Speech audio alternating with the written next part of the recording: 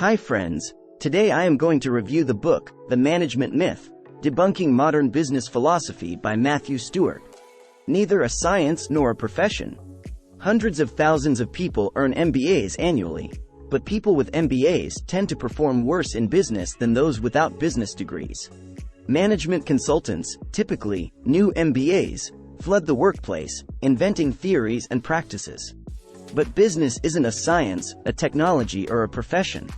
Its false prophets mislead organizations and society. They obscure what really makes organizations successful. The Analyst.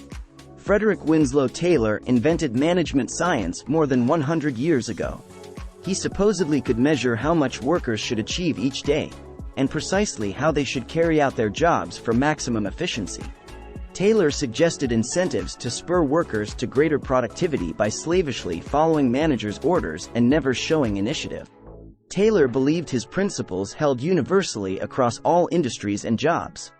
New MBA programs followed from Taylor's ideas, including Harvard University's. Although their record in predicting the future is lamentable, the guru's record in predicting the past is always stellar. Taylor's scientific management process wasn't scientific. He made most of it up. The number of failed companies that were once credited by one strategist or another with having a sustainable competitive advantage substantially exceeds the number of successes. Taylor built a reputation that he based on exaggerated anecdotes about what happened at Bethlehem. He considered narrow elements of the complexity involved in managing people and running successful businesses. He boiled everything down to a single measure of efficiency and applied analytics to problems that demanded human solutions. He arrived at unworkable solutions that no single organization has ever implemented. The Pareto Principle. Taylor's work forms the foundation of modern-day management consulting. Clients today let consultants sort and analyze their data. Then, those consultants design brilliant-looking slides to share their insights. These often include, at the apex, a chart based on the Pareto Principle. This tends to separate a business into the top 20%, identified as a driver, customers or employees, accounting for 80% of a good thing, profits or performance. The consultants announce that clients must focus the majority of their effort on the 20% to achieve much more of the 80%. Management is all about people. Paying attention to employees, encouraging teamwork and helping each worker achieve some psychic satisfaction are all good things, and undoubtedly form part of an effective manager's job. Client self-reproach, mixed with appreciation, usually turns into a long-term contract for the consulting firm to implement sweeping changes. The consulting firm then transfers out its most experienced people and substitutes new ones fresh out of business school. At the core of Taylor's new thinking about management was the notion that all human activities, however humble, can be improved through rigorous analysis. The attempt to find pseudo-technical solutions to moral and political problems is the most consequential error in Taylor's work and is the cardinal sin of management theory to the present. Trust is the infrastructure on which the marvels of technology deliver their gains in productivity. Where trust is lacking, efficiency is rarely possible. Conversely, inefficiency erodes trust. Maoists from Peter Drucker to Douglas McGregor relied on managerial humanism. McGregor's theory Y, for example, states that pay and hard incentives matter less than inspiring leadership and empowered employees. Gary Hamel, Tom Peters and others regularly rediscover Mao's arguments, even if they don't acknowledge him. Misleading gurus. These gurus mislead by perpetuating the false notion that you can magically get more out of a workforce without putting any more in. They promote the idea that happy workers make good workers, and sell it as if they discovered a new, profound truth. But any aware person knows that if you treat people well, they reciprocate. Every religion preaches this message, and philosophers since Aristotle explain it. It's true as philosophy, not science. Confusion between explanation and prediction afflicts almost the entire discipline of strategy. You can't engineer the trust that organizations need to inspire performance. You must earn it. Despite the consultant's preachings, you can't eliminate managers and expect people to organize themselves into a utopia that benignly neglectful executives empower. People need referees because conflict will always arise, even under the best conditions. The strategists. Firms tend to make decisions first, then hold strategy sessions to prop up their decisions and to sell them to their organizations and investors. When a firm takes strategy seriously, that means its decline has begun and its leaders are desperate. No evidence exists that firms that engage in strategic planning outperform those that don't. Fads, models, and frameworks. Management often fails to prove strategic fads, models, and frameworks empirically before hiring consultants and putting these models into practice. BCG's 4 Boxes, Porter's 5 Forces Framework, and Tom Peters's 8 Fundamental Principles of Business Excellence, for example, have caused people and firms endless suffering because no one ever tested them prior to their application. The repeated expenditure of pointless effort breeds a nasty cynicism among consultants about the human condition. On paper, guru theories and frameworks sound good. In practice, they fail to produce. Peters, Jim Collins, and others label things after they happen. They cherry-pick companies that succeeded by doing things the guru's instincts told them were right. The guru's principles of excellence never predict future success. They have no value. Future business leaders are better off reading histories, philosophical essays, or just a good novel than pursuing degrees in business. Firms that work hard to create worthy offerings and avoid obvious mistakes succeed without ever consulting a strategy group. For example, while GM and Ford were working with consultants on strategy, Toyota built better cars that gained it greater market share. The popular guru's work rarely follows basic research or scientific methods. It almost always fails to use control groups. Gurus misinterpret their data habitually, for example, presenting correlations as causation, which misleads all but the most discerning readers.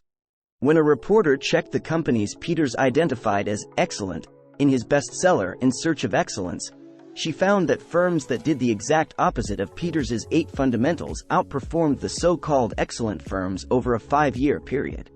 Throughout the years I spent consulting, I never lost the sensation that I was just making it all up as I went along. Gurus' advice tends to erode in value shortly after their work appears. When they give specific, actionable advice, they base it on what used to work in specific contexts and cultures. Gurus cover themselves by passing off banalities, like, stay close to your customers, as wisdom. Successful nonsense. Guru-driven fads let consultants rack up billable hours. When one strategy fad fades, another appears and the cycle continues. Executives must knowingly play the game for consultants to find work and for business gurus to sell millions of books. Leaders play along for their own reasons. One can go grocery shopping with a scientific attitude. But it does not follow that there is a science of grocery shopping. Some of what the consultants sell is useful. They repeat what their clients already know, but communicate it better. Contrary to conventional wisdom, leaders don't hire consultants to learn their rivals' secrets. They use consultants to deliver messages inside their own organizations. Many of these messages are unwelcome. They convey bad news or require outside reinforcement.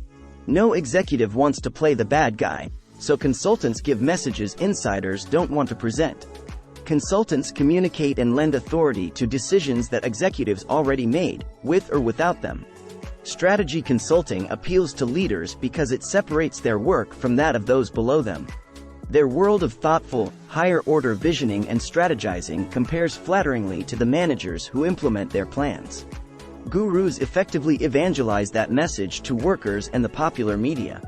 Few executives waste their time reading popular business gurus' bestsellers, but they buy boxfuls for their mid-managers or send them to speeches and workshops. Most gurus' teachings elevate the executive's role to that of the mystical, strategic hero. Gurus pacify and indoctrinate middle managers and workers to accept the phony science of management, a new opiate for the masses. Seeking solutions. People want to believe in a science of management just as they hope for science to solve every other messy, complex, and intangible element of life. But management isn't a technological or scientific invention. It resembles a religion. Its central philosophy, that analysis and process can solve everything, has proven to be bankrupt. Still, many firms, gurus, and business schools seek a magic formula. Management consulting firms sell the fantasy that they can reduce human behavior to charts and graphs. Business gurus and consultants tend to do the following: instill fear. Compare a peaceful past to a scary present and future, no matter if you've said the same thing for decades. Side with the oppressed worker. This works for gurus only. Decry management and hierarchy, and incite audience members to unshackle themselves from bureaucracy, to lead from anywhere, to unleash their brilliant ideas. Include a happy ending, scare your audience. Then, present a grand vision of a better world to come, but only if they follow your advice. Empower and inspire audiences. Tell people they must master their own fate. They can lead from the bottom or from any circumstance. They have no excuse not to rise to great power and success. They need only will it. Tell your story. Tell audiences how you were once like them, but came through the darkness of corporate futility to the heights of a successful career as a guru or consultant. Business consulting and management fads aren't likely to end as long as business schools remain centers of useless training rather than of education. Business schools produce narrowly focused careerists, not moral thinkers. Companies should look to the humanities, especially philosophy, to create a better future. Takeaways. Management science does not exist. People with MBAs perform worse in business than those without them. Complex human dynamics don't fit neatly into metrics, charts, or frameworks. Business gurus and consultants make it up as they go along. Conceptualize the future and plan for it.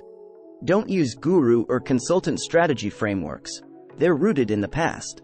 The research that gurus and consultants conduct and cite to sell their ideas often fails to follow basic research or scientific standards. Gurus and consultants habitually confuse correlation with causation. They trumpet everyday truisms as new, profound findings. Consultants say whatever it takes to sell their services, as gurus do to sell their books. Consultants succeed because people seek certainty in messy, uncertain arenas, like business. Please like, share and subscribe to our channel to stay up to date with our latest videos and content. I hope these suggestions help you out. Let me know if you have any other questions.